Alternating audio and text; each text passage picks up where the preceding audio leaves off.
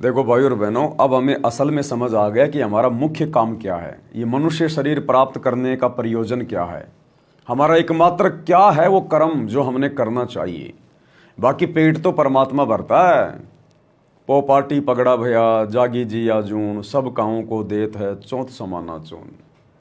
आप और हम तो चलो, कोई ऑफिस में जा रहा, कोई नौकरी कर रहा, कोई मजदूरी कर रहा, कोई किसानी कर रहा है। अरे ये जानवर, ये जीव जंतु जो इंसानों की जनसंख्या से लाखों गुना ज़्यादा हैं, इनका पेट कौन भर रहा है जो कोई काम नहीं करते और इंसानों से कई कई गुना ज़्यादा खाते हैं। यही कबीर परमात्मा सतगुरु रामपाल जी भगवान भरता है, तो क्या हमारा नहीं भरेगा? हमें तो परमेश्वर ने विशेष मनुष्य योनि दी है, 84 लाख योनियों से सर्वश्रेष्ठ योनि। क्या हमारा नहीं भरेगा परमात्मा? अवश्य भरेगा, यदि हम विधिवत उनकी शरण में आकर मर्यादा में रह के भक्ति करेंगे तो हमारा मुख्य काम केवल परमात्मा की भक्ति और शुभ कर्म है। हमने दुनिया को देख के डगमग नहीं होना। ये कलयुग है, कलयुग यही होता है मुख्य युग। बिगड़ने का और सुधरने का यही समय है। हमने ये दुनिया को देख के, दुनिया की भागा दौड़ को देख के, इस वैज्ञानिक युग को देख के, भौतिकतावाद की चक्काचौंध को देख के हमने डगमग नहीं होना है। दुनिया की देखा देखी हमने चांद पे पहुंचने का प्रयास नहीं करना। हमने धनी नहीं बनना, बहुत बड़ा कोई महिमावान नहीं बनना है, मंत्री संतरी नहीं बनना है। दुनिया भाग रही है, भागने दो। दुनिया तो कुएं की तरफ दौड़ रही है, कुएं में गिरने के लिए। हम थोड़ी भगेंगे कुएं की ओर।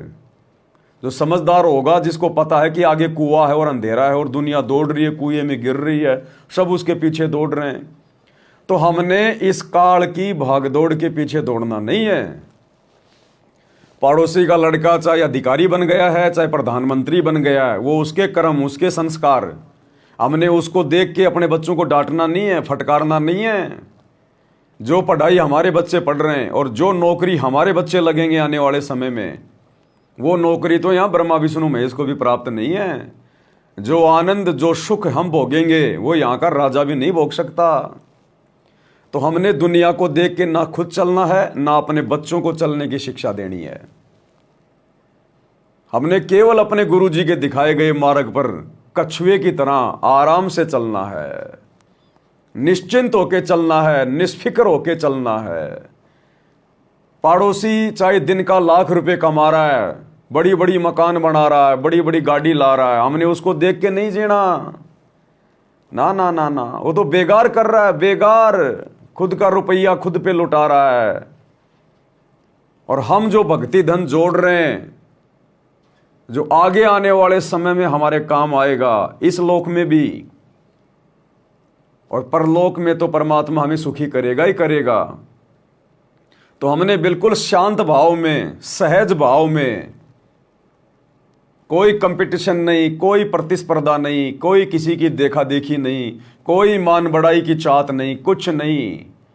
अगर आपको कोई निर्दलीय प्रधानमंत्री भी अगर कोई बनाने के लिए आ जाए घर पे, निर्दलीय के साथ, चलो आपको देश का राजा बना रहे हैं, हाथ जोड़ लो भाई साहब, किसी कुत्ते को उठा के ले जाओ, किसी गधे को उठा के ले जाओ, हम ये प्रधानमंत्री का पद प्राप्त नहीं करेंगे।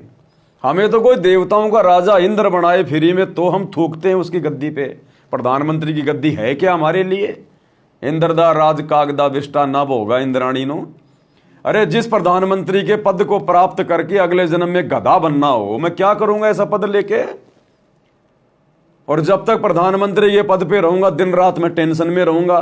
क्या करूंगा ऐसे पद को लेके? मुझे मेरे गुरुदेव ने सतभक्ति देके और अपना ज्ञान देके जो भक्ति का ये पद मुझे दे दिया, इससे बड़ा पद ब्रह्मा विष्णु महेश का भी नहीं है। मैं क्यों टेंशन लूं फालतू में? खानी 2 टाइम की रोटी है, उस प्रधानमंत्री ने भी और मैंने भी। फिर सारा दिन बैठ के प्रधानमंत्री की सीट पे दुनिया भर की टेंशन क्यों लूं मैं तो बहुत आराम से हूं भैया। मेरे आगे तो प्रधानमंत्री भी नौकर हैं, नौकर। जो आत्मिक सुख मुझे प्राप्त है, जो शारीरिक सुख मुझे प्राप्त है, मेरे गुरुदेव के आशीर्वाद से, उनकी भक्ति से, वो यहाँ के राष्ट्रपति को भी नहीं है। और ये पद क्यों प्राप्त किए जाते हैं? सुख प्राप्त करने के लिए। और सुख है नहीं तो मैं क्या करूंगा लेके वो पद? मैं भैया अपने जीवन में बहुत खुश हूं, आनंदमय हूं, मंगलमय हूं, तुम जाओ किसी और को चाहत हो, अगले जन्म में गधा बनना हो, उसको बनाओ तुम प्रधानमंत्री। तो हमने दुनिया देख के बिल्कुल भी नहीं चलना है भाई और बहनों। आज हम क्या हैं? आज हम वर्तमान में दुनिया को पागल दिखाई दे रहे हैं, मूर्ख दिखाई दे रहे हैं कि वैज्ञानिक युग चल रहा है, दुनिया में ऐसा ऐसा विकास हो रहा है, और ये देखो कैसे ये आदि मानव की तरह जी रहे हैं। तो हम आदि मानव ही ठीक हैं, हम आदि मानव ही ठीक हैं। ये 2028 युग परिवर्तन के समय पता चलेगा आदि मानव कौन था और परमात्मा का भगत कौन था।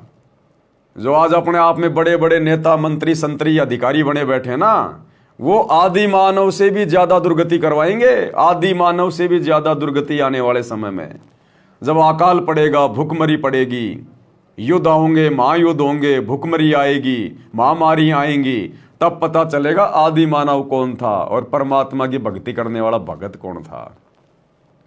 हमने दुनिया देख के चलना ही नहीं।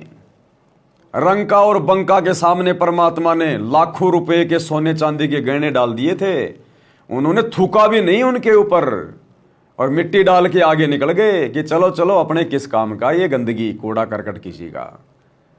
तो बताओ फिर ये बड़े बड़े अधिकारी क्यों बनते हैं, बड़े बड़े पद प्राप्त क्यों करते हैं, बड़े बड़े बिजनेस लोग क्यों खोलते हैं? धन कमाने के लिए, कि धन से फिर शांति होगी। यहां के भौतिक धन से जिंदगी में शांति नहीं हो सकती, उल्टी आग लगेगी अशांति की।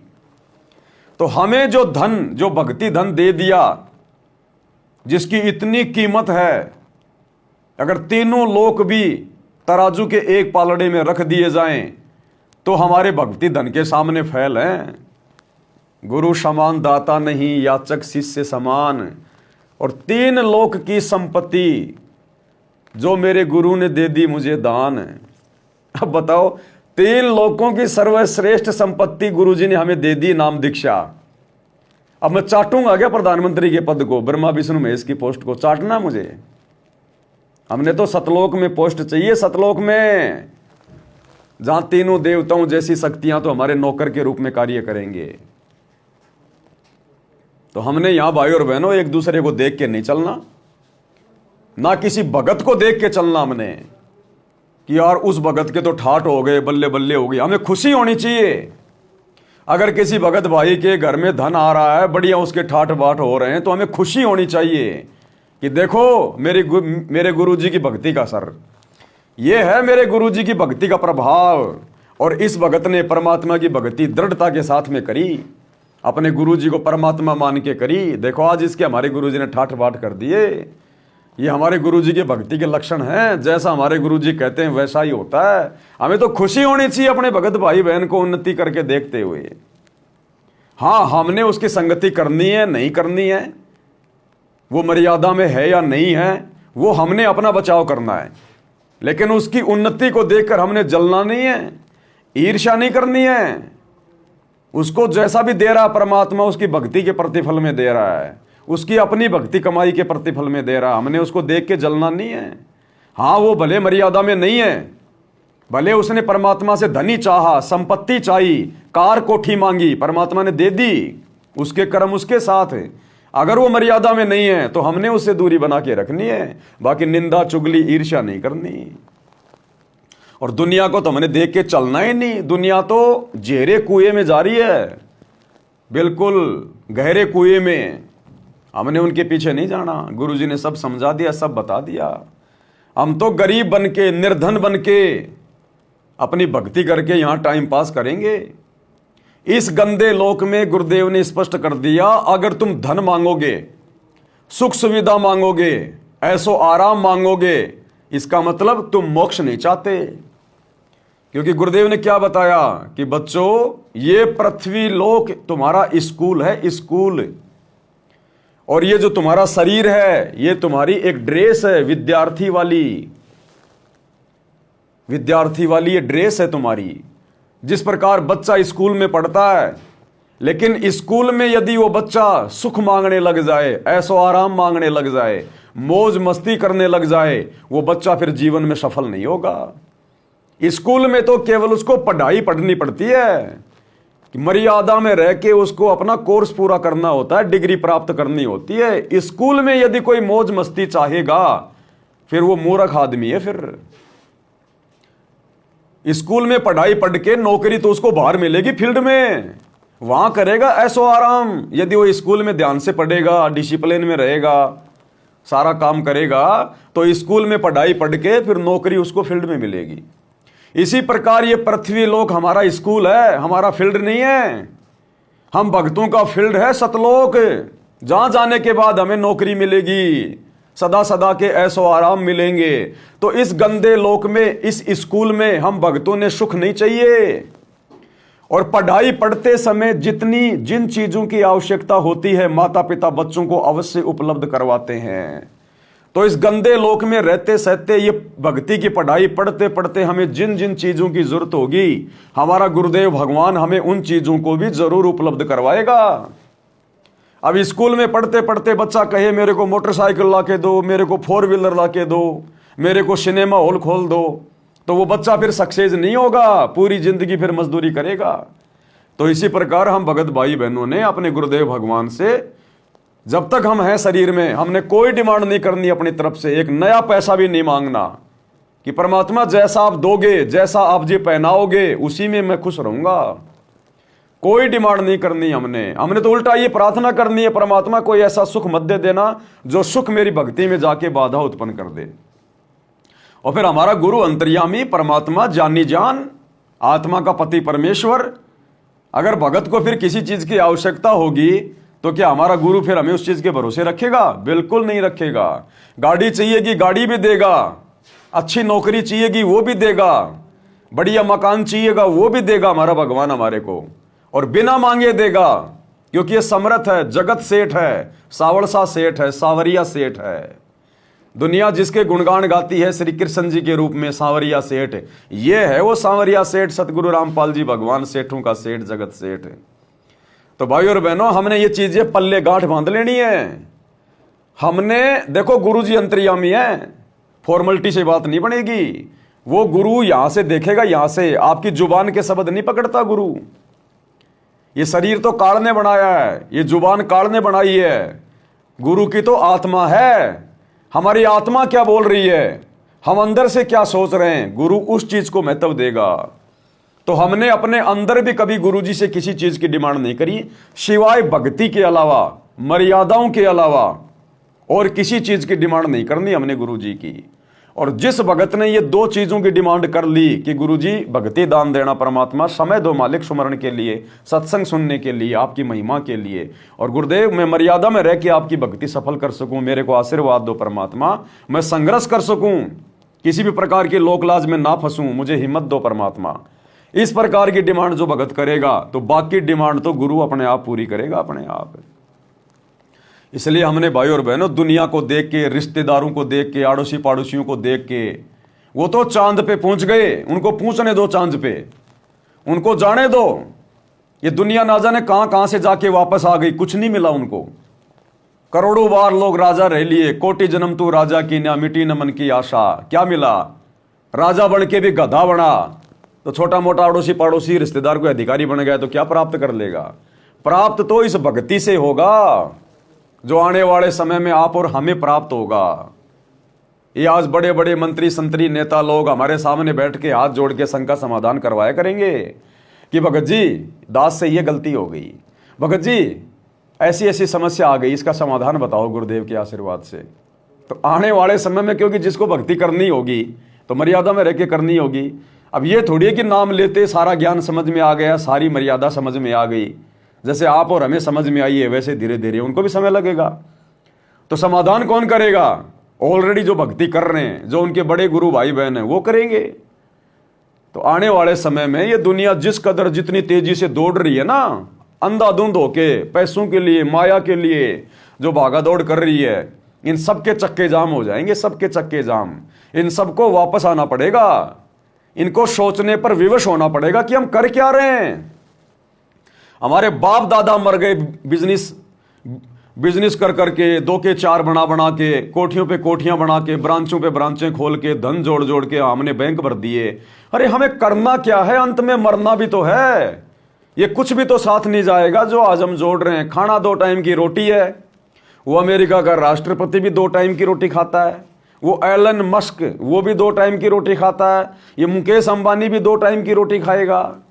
ये बाकी जोड़ के कर क्या रहे हैं? अपने कर्म फोड़ रहे हैं, अपना खुद का खजाना खाली कर रहे हैं, दोषी बन रहे हैं परमात्मा के, अपना अनमोल श्वास से जो पूंजी धन है श्वास रूपी उसको बर्बाद कर रहे हैं। तो अंत में इस ज्ञान से इनको भी विचार करना पड़ेगा, अगर इनका शुभ समय होगा तो, अगर ये ज्ञान इनके समझ में आना होगा तो ये भी अंत में रुक जाएंगे कि भैया बहुत भाग लिए, बहुत दौड़ लिए, और ये जोड़ा जोड़ाया धन सब परमात्मा के चरणों में समर्पित कर देंगे कि गुरुदेव आपकी संपत्ति आपको समर्पित है। उस समय हम भगत भाई बहनों को पता चलेगा कि अच्छा हुआ जो हम इस भाग दौड़ में नहीं भागे, नहीं तो अंत में हमारा भी यही हाल होता, समय और श्वासों की बर्बादी होती, इससे ज्यादा कुछ नहीं। तो अभी उन नादानों को ज्ञान नहीं है जो पैसे के पीछे भाग रहे हैं। पूरे संसार में सबसे ज्यादा अरबपति खरबपति, संसार का सबसे ज्यादा धनी आदमी फलाना दिखना कुछ नहीं है, वो तो सबसे ज्यादा गरीब है। जो सबसे ज्यादा धनी है वो सबसे ज्यादा गरीब है, क्योंकि वो भगवान से उतना ही दूर है। और हम जो भगवान के जितने ज्यादा नजदीक हैं हम उतने ज्यादा धनी हैं। अरे यहां का धन तो गोबर है, गोबर गोबर। अरे इसी परमात्मा कबीर जी ने, सतगुरु रामपाल जी भगवान ने, नरसिंह भगत का जब समय आया तो 56 करोड़ की संपत्ति आसमान से नीचे बारिश कर दी। जब उसकी द्योति का भात भरा जा रहा था, ऊपर से सोने के डले, चांदी के डले, पैसों की बारिश कर दी भगवान ने 56 करोड़ की संपत्ति की। तो ये परमात्मा क्या नहीं कर सकता आप और हमारे लिए? कुछ भी कर सकता अपने आत्माओं के लिए भगवान। अरे हमें यहां भी तो अपनी मर्जी से भेजा, क्योंकि हम यहां आने में हम खुश थे काल के साथ। तो परमात्मा ने कहा कि जाओ भाई, मेरे बच्चों की खुशी में मेरी खुशी, जाओ बच्चों जाओ, खेलो खाओ पियो जैसा तुम्हें लग रहा है। तो परमात्मा मना नहीं करेगा। इस परमात्मा से अगर तुम धन मांगोगे इस भक्ति के प्रतिफल में, ये धन देगा। इस परमात्मा से राजपद मांगोगे, ये राजपद देगा। जतन चाहिए राजपाट तो धर ले ध्यान हमारा। इस भक्ति के प्रतिफल में यदि आपको मोक्ष चाहिए तो परमात्मा मोक्ष भी देगा। ये कुछ नहीं रोकता, कोई बाधा उत्पन्न नहीं करता। हमने सतलोक में कहा हमें तो काल के साथ जाना है, जाओ बच्चों। अब यदि हमारी रुचि बनेगी उसी प्रकार से कि हमने तो सतलोक जाना है, चलो बच्चों। तो भाई और बहनों, हमने गुरुजी की रजा में राजी रहना है, अपनी नहीं चलानी बिल्कुल भी। मार खा जाएंगे बहुत ज्यादा। ये दुनिया घूम फिर के वहीं आएगी। वो कहते हैं ना कि ये दुनिया गोल है, ये दुनिया गोल गोल है, घूम फिर के वहीं आएंगे, कहीं ठिकाना नहीं है। इसी सतगुरु रामपाल जी भगवान के चरणों में आके नाक रगड़ना पड़ेगा, चाहे आज कोई मंत्री है, संतरी है, चाहे कोई धनवान है, चाहे कोई कुबेरपति है। घूम फिर के वहीं आएंगे जहां पर हम लोग पहले से बैठे हुए हैं। तो सबसे बड़े धनी तो हम हैं, वो तो बाद में आके धन इकट्ठा करेंगे। अभी तक तो खाली नकली धन इकट्ठा कर रहे हैं। असली धन जो हम इकट्ठा कर रहे हैं भर भर के, वो आने वाले समय में इकट्ठा करना शुरू करेंगे। तो वो तो बहुत गरीब है बेचारे, जिनको दुनिया धनवान समझ रही है। तो हमने दुनिया देख के नहीं चलना बिल्कुल भी। ये तो मूर्खों के काम है, आध्यात्मिक ज्ञानहीन लोगों के काम है, जो दुनिया की देखा देखी दौड़ रहे हैं 2 के 4 बनाने में। कल को अकाल पड़ गया, अनाज की कमी आ गई, अब ये तुम्हारा पैसा जो लाखों करोड़ों अरबों खरबों तुमने जोड़ रखा है, उसको खा के पेट भर लोगे क्या? अरे ये हीरे मोती लाल जेवरात, ये नोट के कागज, इनको खा के अपनी भूख शांत कर लोगे क्या? और जिसके पास भक्ति होगी परमात्मा उसका घर भर देगा अनाज का, चाहे कितना ही बड़ा काल पड़ो। समृद्ध किसको कहते हैं?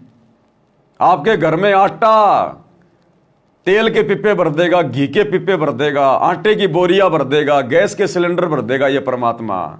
जहां वो बड़े बड़े धनपति अरबपति खरपति एक एक रोटी के दाने के लिए भीख मांग रहे होंगे, सतगुरु रामपाल जी के बच्चे असली भक्ति धन के धनी घर बैठे बैठे खाएंगे और दुनिया को खिलाएंगे। कभी रसोई का सामान खत्म नहीं होगा। ये वो समर्थ है जिसकी हम शरण में हैं। तो हमने दुनिया को देखना ही नहीं है बिल्कुल भी। दुनिया पागल है, समझदार व्यक्ति पागलों के पीछे नहीं चला करता। तो हमने इन बातों का भाई और बहनों विशेष तौर पर ध्यान रखना है, तभी हमारी भक्ति सफल होगी। हम भक्ति भी कर रहे हैं दुनिया को देखा देखी में, यार मेरे पास भी पैसा होता, मेरे पास भी गाड़ी होती, मेरे पास भी मकान होता, मेरा लड़का भी नौकरी लगता, तो वो भक्ति नहीं कर रहा, फिर वो ड्रामेबाजी कर रहा है, वो दो नाव की सवारी कर रहा है। परमात्मा कहते हैं कि राम नाम कड़वा लागे और मीठे लागे दाम, भाई दुविधा में दोनों गए, माया मिली ना राम। अंत में यह हाल होगा फिर। तो जो सबसे बड़ी नौकरी दे दी भगवान ने हमें, भक्ति करना सबसे बड़ी नौकरी है। इससे बड़ी नौकरी यहां किसी राष्ट्रपति की भी नहीं है। सबसे बड़ी नौकरी गुरु जी की भक्ति और सेवा, अपनी आत्मा का कल्याण करवाना, ये सबसे बड़ा लक्ष्य है इंसान का। इससे बड़ा कोई लक्ष्य नहीं हो सकता। चांद पे जाना, मंगल पे जाना, रॉकेट बनाना, सैटेलाइट बनाना, ये कोई टारगेट नहीं है। ये तो काल ने हमें बकवादों में उलझा दिया, और परमात्मा ने भी उनको इसीलिए थोड़ा सा ढीला छोड़ रखा है, क्योंकि मालिक भी चाहते हैं कि एक बार ये सैटेलाइट वेटेलाइट सेट कर दे सारी, ये एसी आसी फ्रिज फारिज मोबाइल सब बना दे एक बार, उसके बाद इनको एकदम से स्टॉप कर दूंगा फिर, और इनकी बनाई हुई चीजें फिर भक्ति में हमारे काम आएंगी। इसलिए परमात्मा थोड़ा चुप है। अब आने वाले समय में जब सारा काम पूरा हो चुका है, अब परमात्मा देखना इनके ऊपर एकदम से इनके ऊपर ब्रेक लगा देंगे। बस ये वैज्ञानिक सब भूल जाएंगे, फार्मूले क्या थे क्या नहीं थे। जो बन गई सो बन गई, अब इससे ज्यादा विज्ञान आगे नहीं पहुंचेगी। अब तो परमात्मा की भक्ति विज्ञान आगे जाएगी। अब तो आध्यात्मिक विज्ञान, ये तत्व ज्ञान वाली विज्ञान पूरी दुनिया में फैलेगी। ये नकली विज्ञान इसको ब्रेक लगा देगा परमात्मा यहीं पे। तो हमने अपने गुरुदेव भगवान का ही जय जयकारा करना है, उन्हीं को महिमा देनी है, उन्हीं का गुणगान करना है, और जितना भी हमारा जीवन शेष है गुरुदेव के आशीर्वाद से हमने एक एक श्वास अपने गुरुदेव की भक्ति में समर्पित करना है। भाई जो गुरु बचन पे डट के, कट गए फंद 84 के, कट गए फंद 84 के, कट गए फंद 84 के।